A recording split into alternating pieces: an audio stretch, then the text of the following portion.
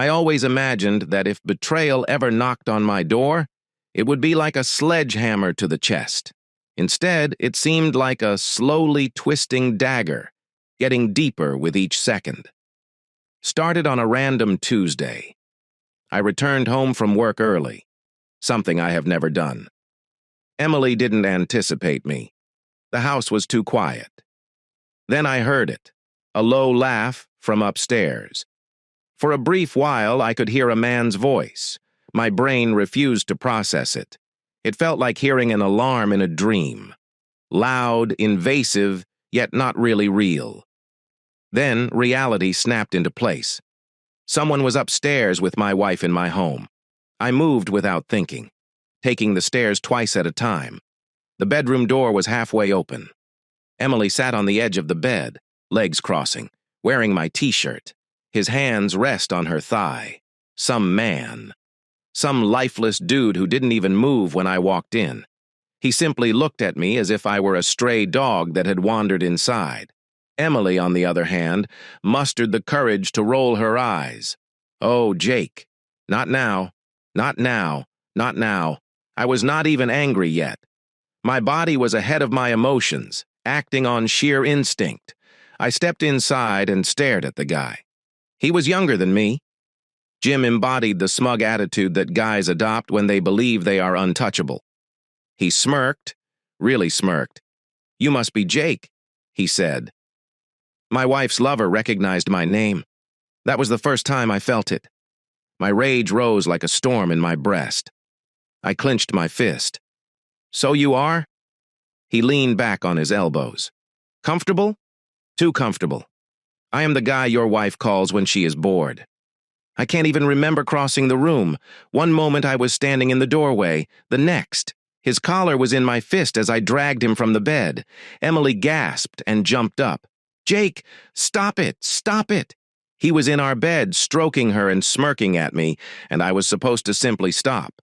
When his back hit the wall, he looked less smug.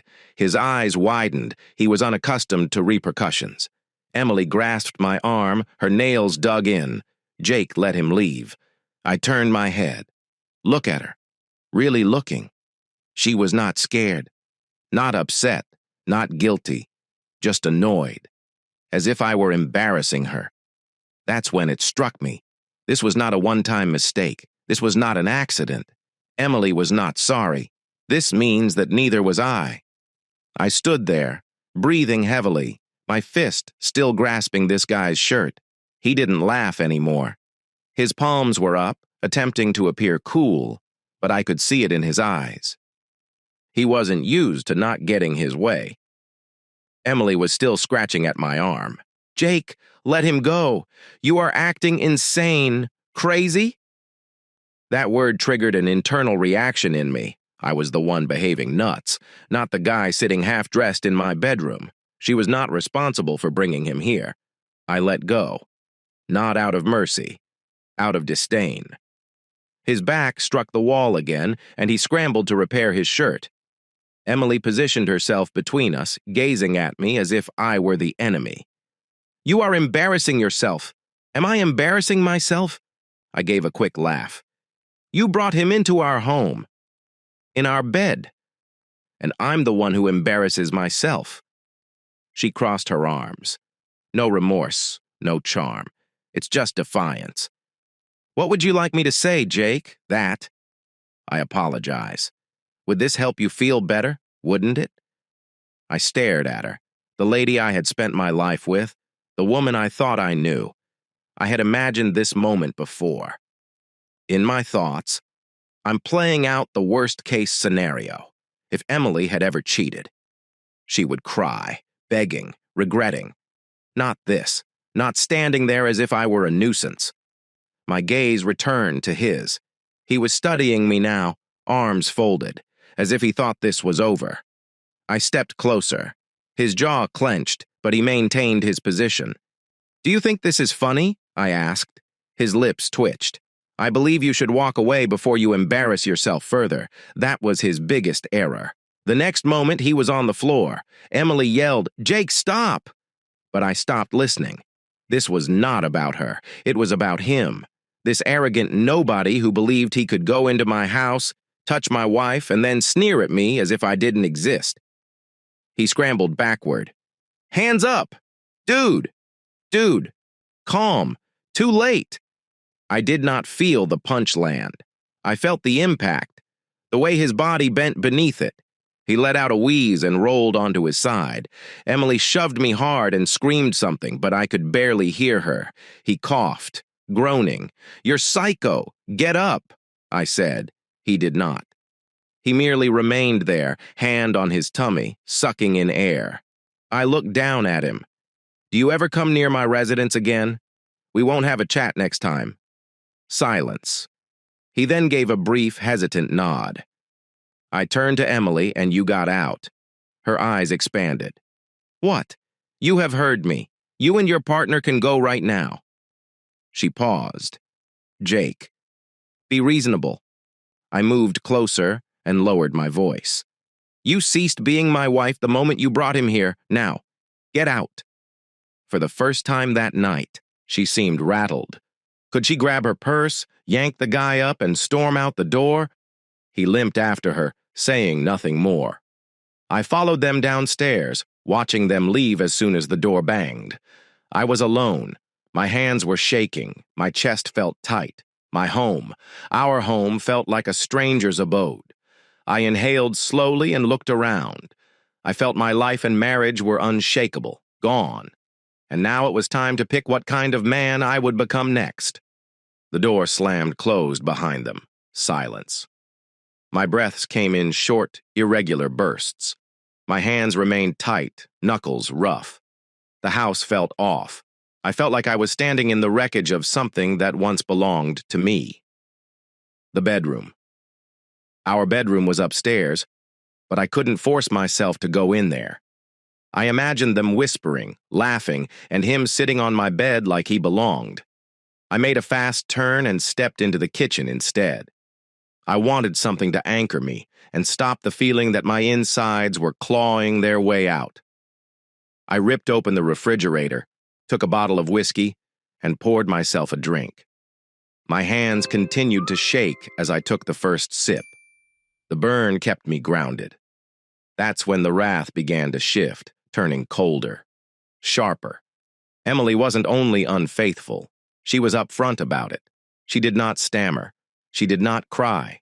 She didn't even try to avoid the situation by lying. No.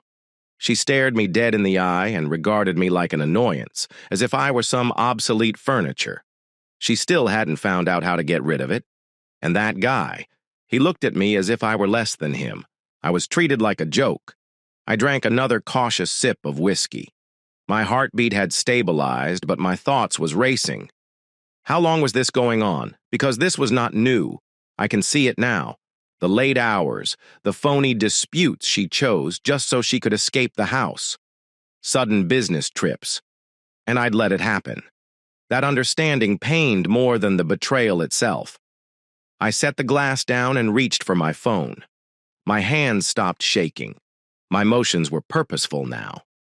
I checked our shared phone plan, call logs, Emily's number, and a second number that appeared repeatedly at all hours.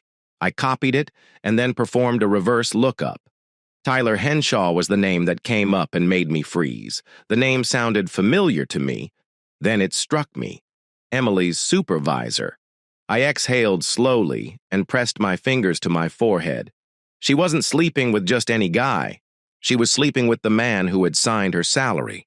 She'd been complaining about this man for years, calling him an arrogant jerk. Apparently, he was arrogant enough. I was not foolish. I knew men like Tyler. He was wealthy, powerful, and married. I grinned, but there was no fun in it. Oh well. I took up my phone again and searched for his name straight. It took less than a minute to locate what I wanted. Consider Tyler Henshaw in a sharp suit, standing near a lovely woman and 2 children. Perfect, cute family. My wife was his filthy little secret. I breathed, feeling a shift within me. The wrath was no longer blinding. It was accurate and controlled. Emily believed she could embarrass me. Tyler believed he could go into my home, into my life, and smirk in my face. They had no idea what was coming. I glanced at the image on my laptop of Tyler Henshaw standing next to his wife, his hand on his son's shoulder. He was a family man, a respected businessman, and a cornerstone of the community. Yet he had gone into my house, smiled in my face, and assumed he could get away with it. I scrolled through further images, vacations, charity events, and accolades.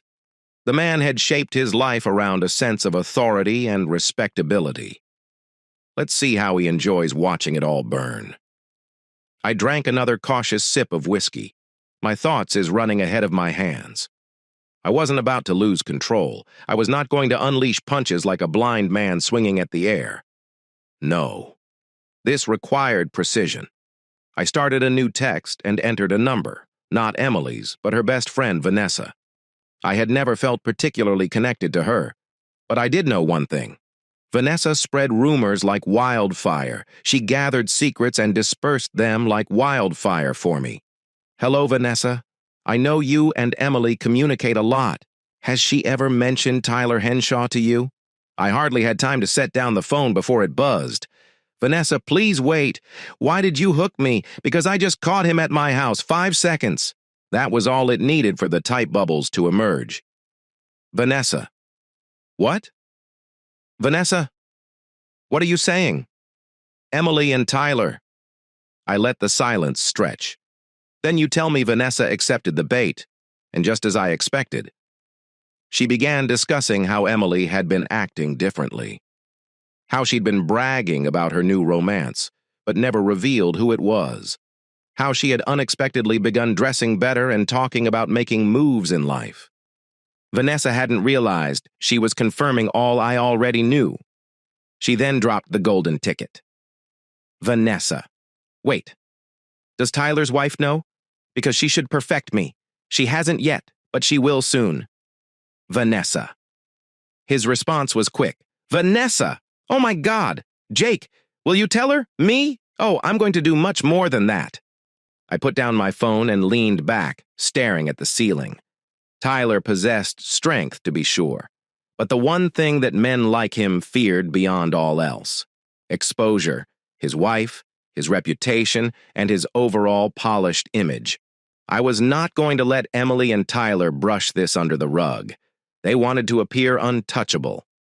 Fine, I would ensure that everyone knew the truth, and I was only getting started. I wasn't going to storm into Tyler's office and start throwing fists like an idiot in a bar brawl. No, that's too easy. And easy was not rewarding. I desired destruction. I wanted Tyler to experience what it was like to see his life fall in real time. So I began with his wife. I discovered her Instagram in less than 5 minutes. Hannah Henshaw is all gentle smiles and beautifully organized family photographs. She had no idea that her loyal spouse was rolling around with my wife in hotel rooms. Something was going to change. I wrote a messaging short called Direct. Anna, you don't know me, but you should know what your husband has been doing. Tyler has had an affair with my wife Emily. I have proof. If you want it, I'll gladly share. I've attached an image of the hotel receipt. It is time-stamped. Undeniable. Then I pressed send. Now all I had to do was wait while my phone remained silent. I got to work on phase 2. I still had Vanessa on the hook, and she was craving drama. If I nudged her in the right direction, she'd make certain Emily's entire social circle knew the truth before morning. So I sent myself one last text message. Vanessa, I understand you and Emily are close, but if I were you, I would keep your distance. Because when this gets out, it will be a mess. I knew Vanessa well enough to know how that would affect her. It would fuel her curiosity like gasoline on a fire. She would be unable to keep her mouth shut. By tomorrow, the rumor mill would be in full swing. Emily wouldn't be able to avoid it.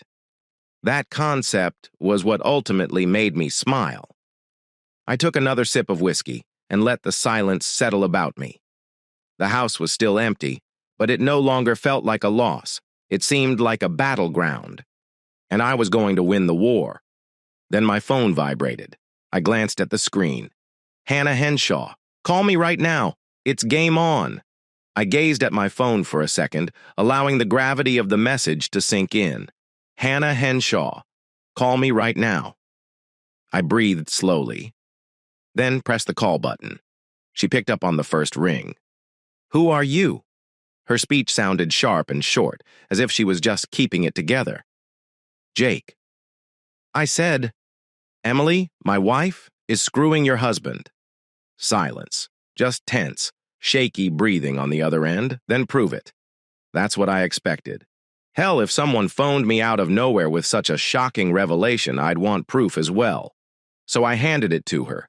I gave you a photo of a hotel receipt. I stated that was only the beginning. Your spouse has been meeting my wife for several months. Late-night calls, business excursions that were not truly business. I even captured them inside my house. Hannah breathed hard. Your house. Yeah. My hold on the phone intensified. Tyler was sitting on my blasted bed pretending he belonged there. She did not react right away, but when she did, her tone had changed. Colder. Do you have more? She asked. I smiled. Oh, I've got plenty. I spent the next 3 minutes arranging everything out. Call logs, messages, and small details that only a husband would notice. I kept nothing back. Hannah had resumed her silence by the time I finished.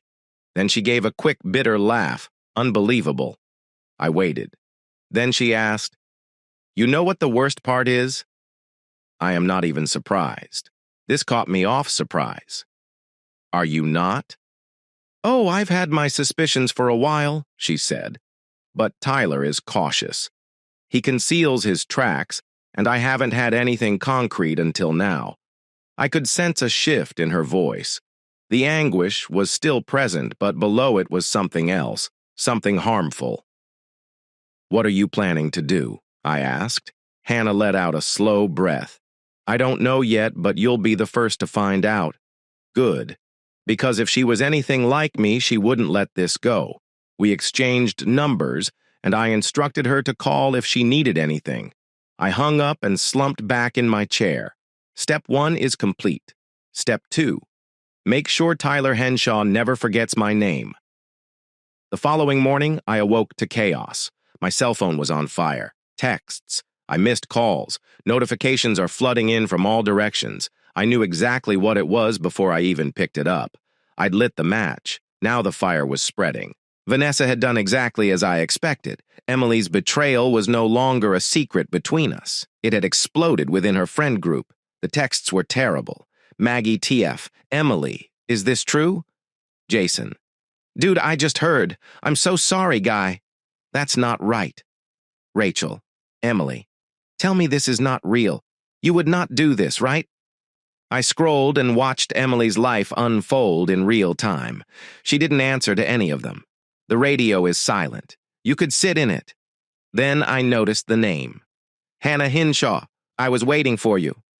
Her message was simple. Hannah, it's finished. I smirked and called her right away. She picked up, and I could hear the controlled wrath in her voice. Well, Jake, I hope you're having a good morning because my spouse just got served. I grinned. Tell me everything. Oh, where to start? She exhaled, and I could hear satisfaction in her voice. I packed his belongings and put them in the driveway, then locked him out of the house. Then I sent everything, including hotel receipts and correspondence, was delivered to his company's board of directors. I'm curious how they'll feel, knowing their golden boy is utilizing business travels as his own playground. Damn, I actually laughed. You work quickly. You handed me ammunition. I simply pulled the trigger. I leaned back, smirking. So where is he currently? Oh, he's contacting me continually, she explained, but I am not answering. Last I checked, he was still standing outside our house looking like a stray puppy. I adore that. One more thing, Hannah added. I found Emily's phone number on his phone. You want me to send her a little something?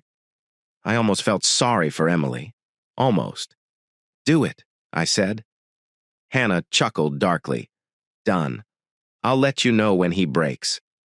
We hung up. I put down my phone. Emily and Tyler exhaled slowly, believing they were invincible. Tyler was losing everything. Emily's name was starting to poison me. I was only getting started. I didn't have to wait long for the aftermath. Emily finally cracked.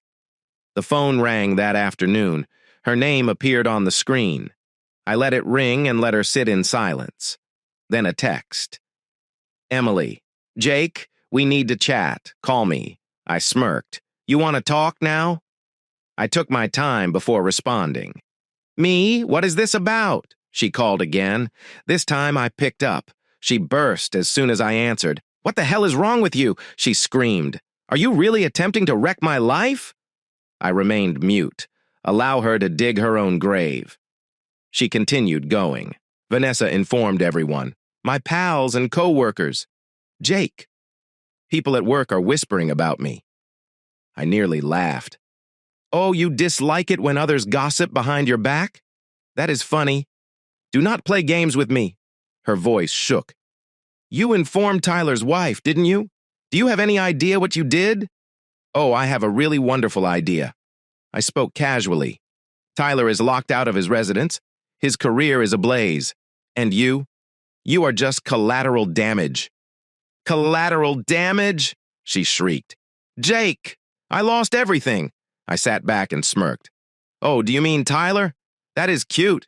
You think he'll save you? Silence. I hit a nerve. She breathed hard. He's not responding to me. Of course he was not. I knew men like Tyler, selfish, spineless cowards. When things got messy, they fled. Emily had ruined our marriage for him, and now he was abandoning her in ashes. That's rough, I replied, not even appearing to be sorry. She lost it. Do you believe you are so righteous? She yelled. But you are just pathetic. You are a cruel, hateful little man who cannot bear that. I desired more than your dull, sad existence. That should have stung. Didn't, because now I recognized her for who she was. I smiled. You got what you wanted, Emily. You are free. No husband, no reputation, and no Tyler. Enjoy. Then I hung up. She called back. I blocked her. I never felt lighter. As I stood there, staring at my silent, empty house, I knew something. I won. Emily was finished. She just didn't realize it yet. I blocked her number, but she continued to attempt. She sent emails and tried calling from various numbers. Even appeared outside the home once. I did not answer the door, allow her to rot in her own mess, a Tyler. He still had something to lose. I wasn't done with him yet, so I did something Emily never imagined I was capable of. I became smart. I went through every shared account we had. Netflix, email backups, and old cloud storage. So there it was. Emily had never been excellent at hiding her tracks. I found messages, photos, and video clips. She'd saved some of them. Very accommodating. I smiled. Checkmate. Now, I was not foolish. I wasn't going to do anything illegal, but I didn't need to. I forwarded everything to Hannah. Allow his wife to decide his fate. She called me the moment she received them. Jake, are you certain you want to go this far? I grinned.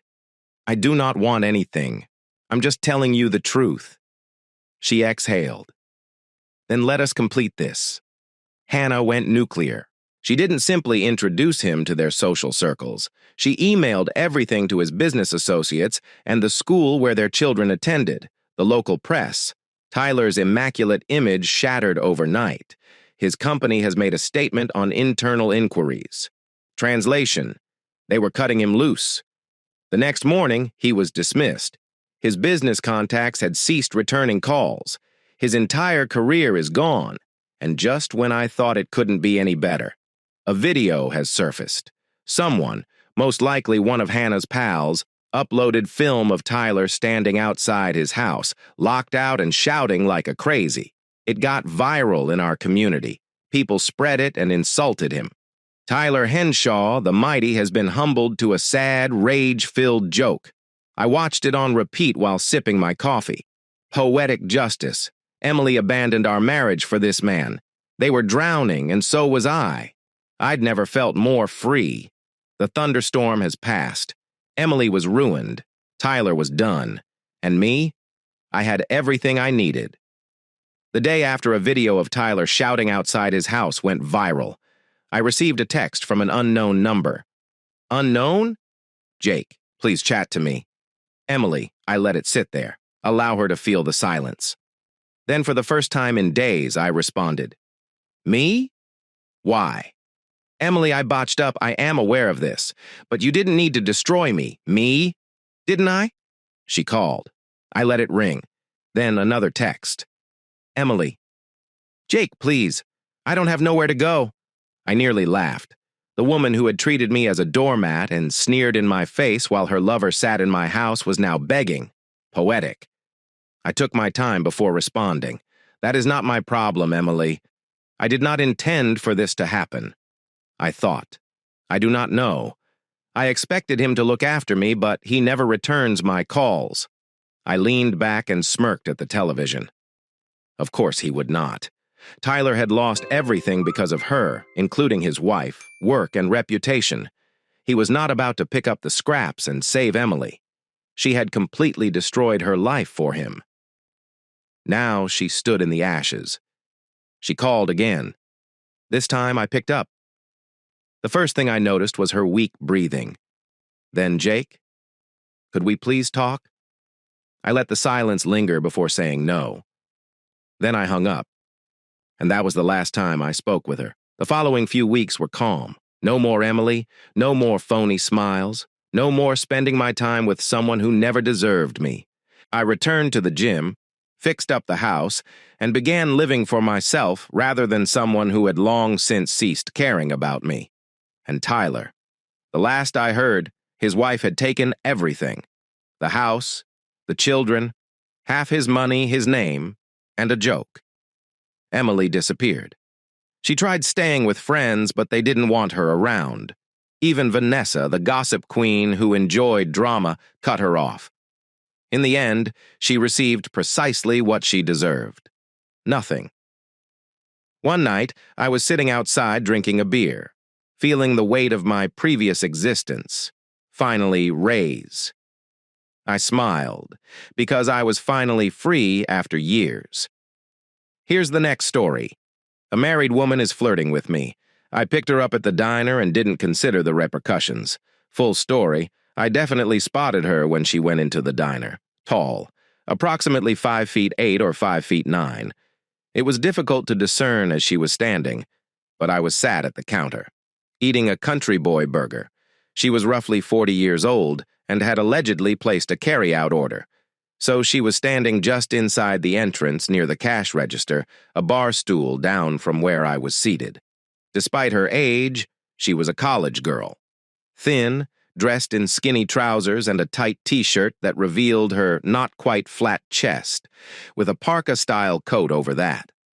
She had long hair that reached her elbows and would have looked better without the bangs, which made her haircut less appealing. Her hair was a great auburn hue, but the roots at her portion revealed that it was Clairol-treated. It was freezing outside, and the Weather Channel's winter storm. Hunter had brought us an ice storm the night before, followed by snow the next morning. The storm had passed halfway through the day Saturday when the electricity went out at 4:57 p.m. It was a few minutes after noon the next day, and power was still down for much of the county. Naturally, that was the main topic of discussion. What had taken out the power? That was more rumors than facts. An automobile struck a power pole on Driftwood Drive. No. Someone struck the substation near Route 52 and Millers Creek Road. No. A transmission line fell down in Lee County. So, wanting to flirt despite her obvious nuptials, she sat on her left hand. I mentioned that perhaps your spouse is currently attempting to restore power to my home. She smiled at me and said, "No, that's not his job." Hey, it was a stretch. Nothing ventured, nothing gained. So, if he's at work until 5 tonight, maybe you could take me to your apartment to keep me warm till 4. She laughed at me again, saying, "You know he's outside in the car waiting for me, don't you?" I looked out the window and there was a guy sitting in a car with a middle school-aged kid. I think I've struck out altogether today. Yes, you have. But that was a good attempt. Still, I noticed a glint in her eye. She enjoyed how I flirted with her. She was checking me out exactly like I had done with her, and I knew I looked good enough. I am 44 years old. I still have all of my hair trimmed army short. I am tall, with broad shoulders and a waist that is narrower than my chest. If her husband hadn't been in the car, I would have had a better chance. So, is he working tomorrow? I asked. She grinned, and I could watch the wheels revolve. Her husband was scheduled to work tomorrow. I understood without her response that her children should be back in school. She didn't respond to the query, but she did smile wryly, and I wondered how I could reach her again. But giving her my cell number was obviously a horrible idea, and she didn't give me hers. So I simply stated that I'll be coming for lunch tomorrow at 12. If you show up, perhaps we can have some fun. She still did not respond. And just then, the waitress handed out her carry-out order. She paid and went, but not before flashing me a big smile. I knew she was thinking about it. Update. You shouldn't be following the married tale. The waitress said to me after the woman had left. That never ends out well. The waitress didn't smile. Well, I didn't see a good opportunity to flirt with you. I figured that would disarm her. It wouldn't have done you any good, honey. I'm married, too, she added. I simply cannot wear my rings at work. This is all. I finished my lunch. I got in my pickup and drove back to my cabin. It wasn't a big place, but the power was still out, but it had both. The old fireplace is large, and there is also a modern wood stove. So I wasn't about to freeze. I simply pulled the ruse regarding the woman whose name I still didn't know, as a flirtatious strategy. Yeah, Cole, I realize I'm an asterisk. I'm an accomplished flirt, and the females are usually responsive. Yes, I get turned down a lot, but through sheer repetition, I also get laid a lot. And I've lost track of how many different ladies I've cheated on, numbering over 200. I had one long-term relationship ducat, but I didn't want to be tied down. Women were just plain simple, and I'm good enough in the sack to keep my promises. And let's face it, if I bring a woman up to this cabin, particularly during the winter. Yes, I am going to get laid. It's an old rustic cabin that I purchased a few years ago and refurbished. Oh, I did not add a high-end kitchen or anything fancy, but cleaning it up and retaining the antique accents were just the thing to entice women. A handmade log frame, queen-sized bed, and a second fireplace in the bedroom created an environment in which no woman ever said no. If she ever steps foot in there, will this woman? I estimated that my chances of seeing her tomorrow were at least 50-50. I decided to take matters into my own hands, so to speak. I just wanted to make sure I wasn't too fired up tomorrow in case she was there. There wasn't much to clean up inside the cabin, mostly because I never created major messes. I had prepared my breakfast dishes in lukewarm water heated on the wood stove. My hot water heater is electrical. This morning, I hadn't gotten around to installing new windows yet, so I closed the shutters to keep the room warm because there was a sharp breeze, and then settled in to read a book by the light of an oil lamp. I couldn't take my thoughts off the woman at the diner. She was definitely not a co-ed, despite the fact that she dressed like one and had that college girl body I adore. She was cute instead of attractive. It seemed strange to describe a woman her age, yet it was accurate. In the morning, I threw some wood into both fireplaces.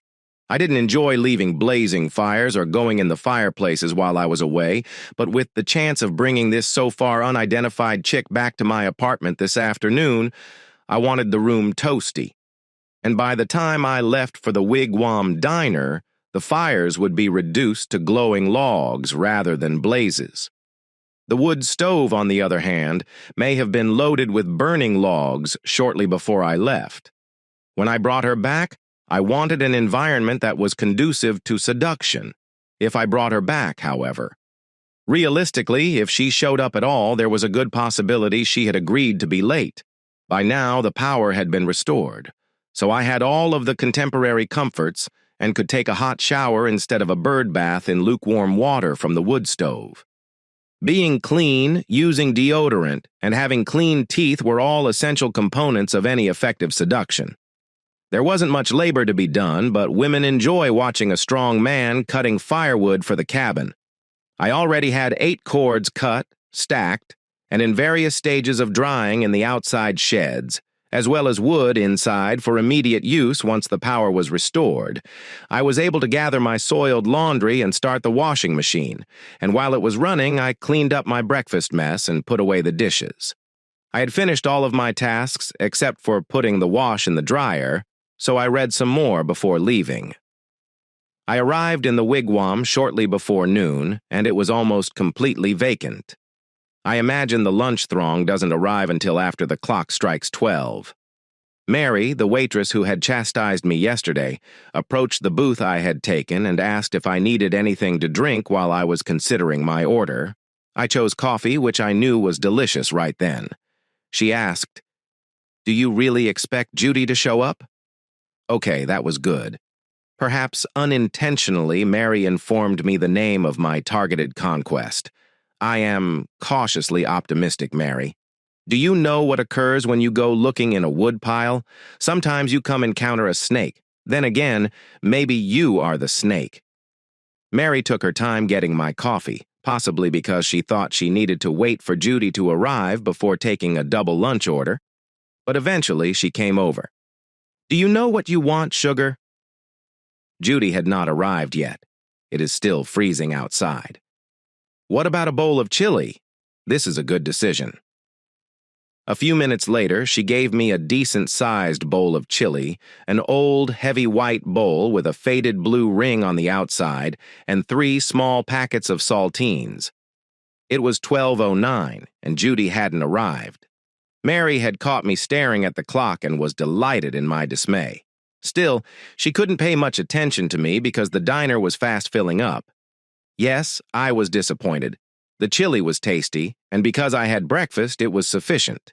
Judy hadn't come up, so that had to be enough. I dragged out the eating, but by 12:25 it was clear I had been duped. Maybe stand-up isn't the proper term. Judy hadn't really agreed, but Mary had an asterisk-eating grin on her face as I paid my bill and left. "Get over here." I heard a voice, which I assumed was aimed at me, and noticed Judy standing off to the side. When I came out, I knew too many people in there, and I didn't want them to see me meeting you. I broke out in what had to be a massive smile. "Where are we going?" I asked. I suggested she keep me warm at her apartment yesterday. "Where do you live?" "We're not going to my place, that is for sure. I have a cabin off Route 52. I told her it was difficult to see my house from the road." "Come on, my truck is right there. No, I will follow you. I'm not stupid enough to leave my car here and end myself trapped with a stranger." "Yes, but are you stupid enough to go to his cabin?" I thought, but did not speak it aloud. "Okay, follow me." I'm approximately 4 miles down with 52 on the right. The road is twisting there, hugging the mountainside as it goes, and I went slower than usual, trying to avoid losing her. When I arrived at my driveway, I pulled in far enough for Judy to enter before exiting my truck. My cabin is just a few hundred yards up, cannot be seen from the street. Can your car make it over that hill, or would you prefer to park down here and ride up with me? Judy gazed up at the drive. Maybe I'd best park down here. That looks a little icy and snowy for my automobile. She then pulled in a little more to be well clear of 52, parked, and got into my truck. We rode up to my cabin in silence, and I opened the cabin door for her, allowing her to enter first, she remarked. "Wow, this is nice. This is not what I expected at all." "What were you expecting? The bachelor lives with junk, needs to be taken out, and filthy dishes are in the sink. Is this how things usually go? And you just shined up for me?"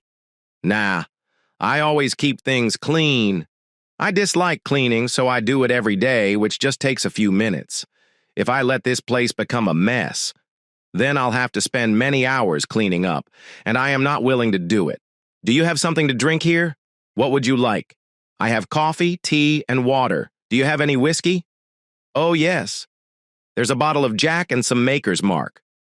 "Okay, he." Asterisk chick creators. That sounds wonderful. I might need it to complete this. So I poured her 2 fingers of bourbon, and we sat down in the living room to chat. It appeared that my rapid duck would not come out so well. "You okay?" I asked. "You seem unsure about this." God. Was I suffering a crisis of conscience? No. I am sure. I just need some liquid confidence. I haven't had a good sleep in years. What? Your hubby does not. Oh, he ducks me a couple of times per week, but it's all for him and never good for me. She swallowed the double shot in one gulp and said, "Come on, take me to bed, stud." Show her a wonderful time. I could sense that what had started as a casual flirtation was evolving into a horrible decision. Perhaps a really horrible idea. Nonetheless, she was cute enough, certainly willing, and I was hot. Furthermore, if her spouse was unable to handle business, he deserved to be let go. Okay, I can take care of things. So I allowed her in my bedroom. This woman was quite attractive. We walked away like that for about an hour, with Judy lavishing compliments on my ability to make love. If she was to be believed, and I never believed women very much, I was her best time yet. She had no idea it could be like this. You know, the usual. "Look, sweetheart, my hubby is not stupid. I want to see you again, but we can't have an open affair. Do you know? I'll show up when I can, okay? And for the love of God, don't talk about the wigwam." That was it. I dove her over the ridge to retrieve her car so she could return home. She looked both directions and then gave me a short case before getting into her car and driving off. Update 1. Well, this wasn't so bad. I hadn't seen Judy in a few days, and I avoided the Wigwam Diner despite the fact that there weren't many nice restaurants around. It wasn't like I couldn't cook for myself, because I have enough money to live on and plenty saved up. I don't have to do anything time-consuming, such as working for a living. Even though I had several acres to cater to, that entailed maintaining a large garden. But in the depth of winter, that work was unnecessary. I had beef and pork in the freezer, as well as some smoked deer meat from last fall's hunting season. I had DirecTV and internet via satellite, and I received mail via a post office box. Nobody troubled me, and most people didn't even notice I was there. It was until a few days later that temperatures rose above normal for January, following near-zero conditions. The typical high temperature here is 41 degrees Fahrenheit, yet it was about 60 degrees while I was outside. It was time to replace the oil on my pickup, and I had other things to accomplish at the shop. I was hoped Judy might turn up, but she said she needed to be cautious, and while I was disappointed, it never shocked me that she did not make it. Life was good. The sun was beaming. However, there were very few clouds in the sky. It was supposed to rain tomorrow, and I was whistling while working. Then suddenly I felt a hit to my chest. Looking down, I saw an arrow poking out of me, and I knew it was in my heart because of the excruciating pain. I sunk to my knees and tried to get it out, but I was quickly weakening, and the agony became intense as I tried. A few seconds later, I was on my side and realized I was dying, as an ugly man walked up, chuckling. That's what you get for avoiding my wife like an asterisk hole. There's no ballistics on an arrow. Enjoy your journey to Hey Asterisk Al. I guess I'll see what you've got in that lovely little cabin. My final conscious thought was a bizarre one, with an asterisk. Cole is going to locate the $85,000 I have concealed in there. Oh, my head. I sighed audibly, yet everything appeared odd. My recollection is a little odd. I do not recall drinking, but this seems like a hangover. I can't see well, like if my eyes are full of trash, but everything appears unfamiliar. I can tell I've been laying on a rough surface, yet it feels strange, unlike the rock in Kentucky. On your feet, you lazy asterisk T as asterisk. Damn. It sounds like some crazy Marine screaming, but I can't figure it out. Ugh. Some son of a B asterisk just kicked me in the belly, and now he's yelling at me to get up. Then rough, hot hands seize me. 2 guys, one on each side, are hauling me upright. What the asterisk, shall I say? I'm still trying to figure out where I am, but glancing down, I can see it. I had an arrow sticking out of my chest. Then it comes back to me. Some use asterisks. I was shot in the chest with a ducking arrow. I felt like I was dying, but I believe it missed something important. No, it did not. An asterisk. Cool, you've died. And now, welcome to hell. Have you ever seen Robin Williams in Good Morning Vietnam? That's how this person put it. Drawing out hell, just like Williams did. My eyes gradually cleared, and I could see the guy cursing at me. Now he was back. "Good afternoon, Gary Sizemore," he said. "Welcome to hell, and the remainder of your death. I'm Edmund Fitzgerald, and I'm the Underworld's Welcome and Orientation Officer. We have produced an orientation package for you which should clarify your accommodations and responsibilities in further detail, as well as how Edmund Fitzgerald, after whom were you named? Your freighter. Smack the duck, or hit me. Listen, you pronounced asterisk as asterisk. I was King Henry the Ducking Eight's main torturer and executioner, and while I can't murder you here because you're already dead, I can make your ducking afterlife a living hell, as it were. In 1536, I had the opportunity to dot off that asterisk and Boleyn's head. I roasted heretic base at the ducking stake and smiled while doing so. And now I am one of Lucifer's top receptionists and orientation officers, and trust me, you do not want to cross me. Do you comprehend what I'm saying? Now stand at attention. I didn't really have an option in the matter. There were two guys on either side of me holding me up, and this clown, named after a sunken ship, was pacing ahead of me. Spittle flew out of his mouth as he screamed. What I assumed were instructions advising me how to live in hell. "Pardon me, sir," I finally ventured. "But what happened to me?" "You can't remember?" He laughed at me. "You picked up a guy's wife at a diner, drove her home, and ducked. I suppose he didn't like that very much. A few days later, he followed you down. But do not worry. He murdered you, which means he has reserved a seat in hell for himself. He'll be here soon enough." Edmund was simply repeating what I already knew, but it was really difficult to concentrate. Finally, I asked, "Did the cops catch him?" Edmund laughed. "Dude, you've just died. The cops haven't had time to apprehend him yet. You resided in a remote cottage, and no one knows you've died. Probably no one will know for a time. By the time anyone looks up, the scavengers will have ripped. A number of you will end up as coyotes. Now, listen up, because I don't want to tell you this again. You'll be bunking on level 376, section 2014. That's one of the places where slain hound dogs are transferred. Do not worry. Lucifer enjoys hound dogs, thus this is one of the nicer lodgings. The cooks have it a lot worse. So, he is the guy who killed me. At least he'll have it worse than I do. That was a crazy thought. Perhaps a victory for me. Him? No, he was not a willing C asterisk, and he had his revenge, therefore he won't walk into the room. So, who knows? He might end up in the same sector with you, and then you can battle for eternity. Edmund burst out laughing at the concept, but he wasn't man enough to keep his wife at home, was he? So he might be assigned to a lower status room. Now get out of here and go to your part. I've wasted enough time with you, and there's another miserable son of a bee sitting at the door, awaiting his introduction to hell. Get down to my part. How the hell do I do that? But not knowing was not an issue. Edmund's two enforcers forced me into an elevator, laughing at me and shoving my printed orientation booklet in with me. The doors opened again, and I was looking at my home for the rest of eternity. The place was strange. I imagined an underground cavern, barely lit with torches blazing for what light there was, and it was somewhat similar.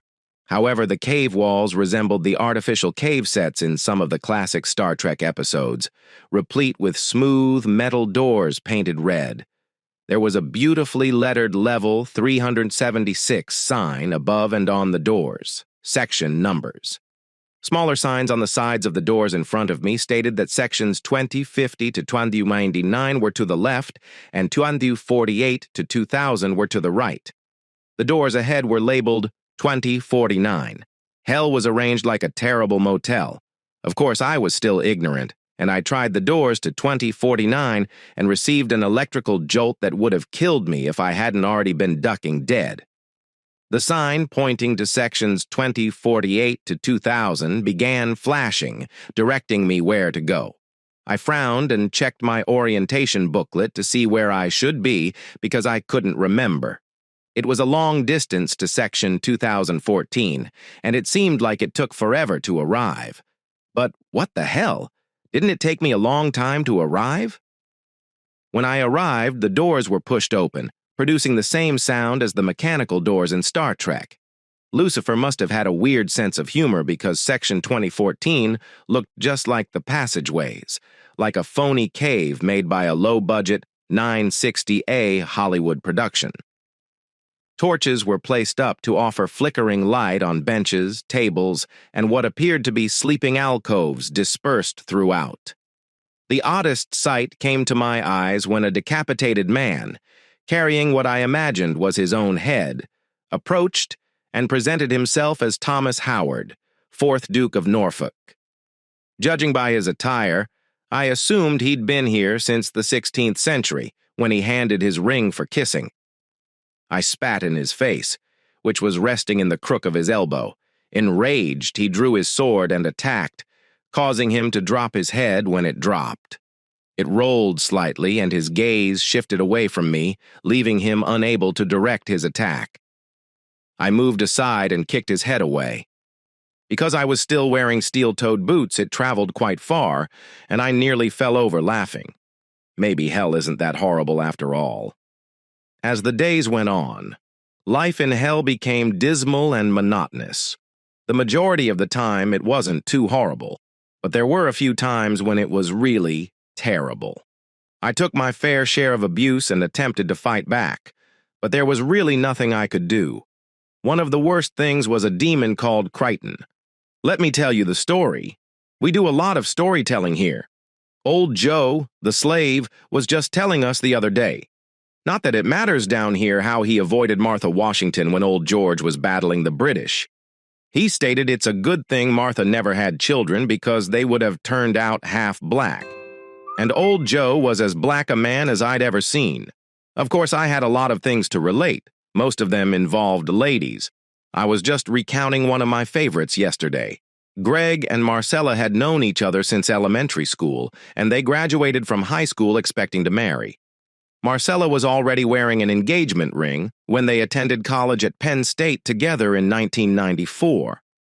They came from a little town in the western portion of the state and were both deeply devout. They were so pious that they were both virgins and planned to remain so until their wedding night. They were former Christian church campers, then volunteers, and they spent every Sunday at the Methodist church just off campus. It was simple to identify the devout girls in State College. They'd dress differently, not in tight jeans or short skirts, but in longer, loose skirts that didn't accentuate their curves or reveal too much leg. They never wore heels, and instead wore hose. Colored stockings are frequently more opaque. I had no idea what Greg was majoring in, but Marcella majored in elementary education, and we ended up together in this freshman-level psychology class. I wasn't a freshman, but this was also a general studies requirement for me, so I had to take a step back to complete it. The professor divided the students up into study groups, and Marcella ended up in mine. I'm not sure if it was the professor's purpose, but he had divided our group into 3 men and 3 women. How appropriate it was to pair us off like that. The study session was long, and everyone was famished. Bill. I believe his name was suggested by Spats, a Creole restaurant located across from school on College Avenue. Marcella declined, but everyone insisted, and I will confess it. I attempted to turn on the charm.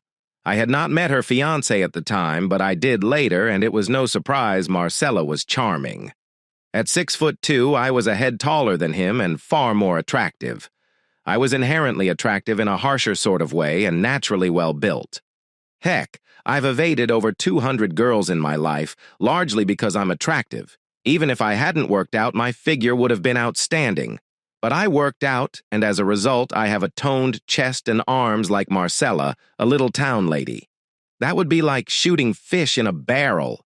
Maybe this wasn't supposed to pair up, but you know how it goes when the numbers align.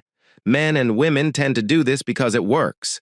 Marcella and I were the only ones remaining when the other two males and girls began their mutual flirtation. I could tell I needed to be easy on her. Pushing too hard would make her leave. She confirmed that she was engaged, but I could see it in her smile. She enjoyed the fact that another guy seemed to be interested to her. Really? What woman does not desire to be perceived as attractive? We went our separate ways after we eventually left and realized we had overstayed. The other two couples are traveling in opposite directions. It turned out that Marcella and I were going in the same direction, and when I realized we were about halfway to her room while conversing, and she was laughing at one of my worst jokes, I simply reached out and grabbed her hand. Marcella stared at me, almost surprised, and I smiled back, but she never moved her hand away from mine as we approached her door. She spoke with a slight tremble in her voice. "Well, this is me." I knew what I was going to do, so I bent down and kissed her lightly, briefly, but I knew I was giving her the kind of kiss that turns girls on, the type of kiss that makes them desire more. The guys in our part of hell were taunting me. Now, what the heck are you doing, man? Attempting to write a romance novel. Don't worry, I will get to the good part soon. After all, we don't have somewhere else to be. The following week, Marcella moved in. But when the semester finished 2 months later, I left state college, while Marcella returned to Greg. He took her back to providing her various forms of Christian forgiveness, and I heard they were married at the end of the summer. When we returned to Penn State as a married couple in the fall, Greg was the first guy I could trust on. Asterisk ket ku asterisk said so awful that I stole his future wife's cherry. The concept of that always makes me smile, because as I previously stated, I am an asterisk for that section of the story. The other guys in section 2014 thought we were hound dogs, and Lucifer liked us dogs. There were many more stories to go around. Certainly not all of them, if they are to be believed. The young women of the 1950s and 1960s were not as Ozzie and Harriet as we were told, and many of the guys ridiculed other men for parenting their children. So you know what they say. Mamas, baby papas. Maybe. Who knows? There might have been a couple of coup asterisk-headed spouses out here raising my bests. It was roughly a year later, or at least a year on the outside world, Crichton reappeared, and we were all terrified. As the asterisk reappeared, I wondered what poor individual would receive it. I will confess it. I've been banged asterisk D by demons numerous times since I arrived, and it's not fun at all. Sometimes I think it's punishment for us ducking girls in the U.S. asterisk while we were still alive, but there's no comparison. At the very least, as an asterisk, I never ducked any female who didn't want it, or at least agreed to try it. A handful of guys down here even offered to be the demons willing as asterisks. No one liked it. The homos are all in different areas, but a number of them reasoned that if they volunteered, the devils would assume they enjoyed it and choose other victims instead. It did not appear to work out that way. And we guessed that the devils had figured out what was happening. "Sizemore!" Crichton roared, and I thought, "Oh, duck, he's going to rap!" Asterisk me this time. But I was lucky. He was only here to talk. "Hey, Cole, as an asterisk, guess what? They thought your physique was incredibly cool. Perhaps now they'll recognize it as an asterisk." Cole. "Who killed me?" "Not likely." "Dude, your body had been out for a year. The weather and scavengers had gotten to it. What was remained was scattered around. And your cause of death is currently labeled as unknown. The body is too decayed and disturbed to test. They never located the arrow. Your cabin is also wrecked. It appears that without heat, the water lines froze. When they thought about it again, water began to flood your home. That is how you were found. The water company noticed that you'd gone from almost no use to thousands of gallons and dispatched someone up there. The floors are destroyed, a bunch of other stuff, not in decent condition. It gets even better. They found a pot in the cottage, so the state is seizing the property. You didn't have an heir anyway. It is being considered as an asset forfeiture, and it appears that the person who killed you may be the one who buys it from the state. What happened around Section 2014 was the influx of new people. It's difficult to determine how much time has gone in the outer world, so I'm not sure when they died, but our all-male sector received Hillary Clinton. Clinton clearly despised males, and despite being the only female in our sector, no genuine man would ever avoid her, so she was here as much for our punishment as her own. We also had a handful of other renowned people here as the devil changed things up. It appears that it was part of their punishment. But we caught Jerry Sandusky and Larry Nassar when they cried out, and they were completely isolated after a period of serious abuse. They were just rejected and sent in solitary confinement alongside thousands of other men. Sandusky was constantly subjected to devil rap and asterisks, while Nassar received no more abuse than the rest of us. What about Trump? I asked. I mean, he is a prime? Is asterisk whole, like us? Surely he will end up in the asterisk. I'll be right.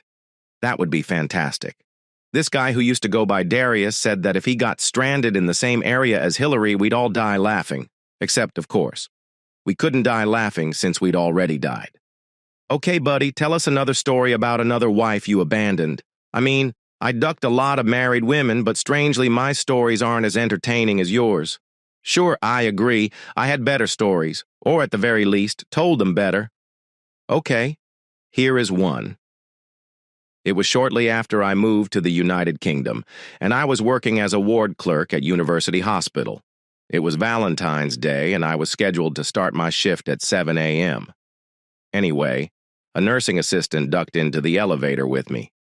Happy Valentine's Day. I told her, but she simply looked sad and said, "It's not much of a Valentine's Day. I won't even receive a kiss." I assumed you were married. I asked, and she looked at me with puppy dog eyes and said no, her husband had gotten to remove it. So, seeing an opportunity, I went down, kissed her, and told her, "Happy Valentine's Day again. I think I can't give you more than a kiss because you are married," I told her. And suddenly, the elevator arrived at my floor, and I got out. But I was confident that I had communicated effectively.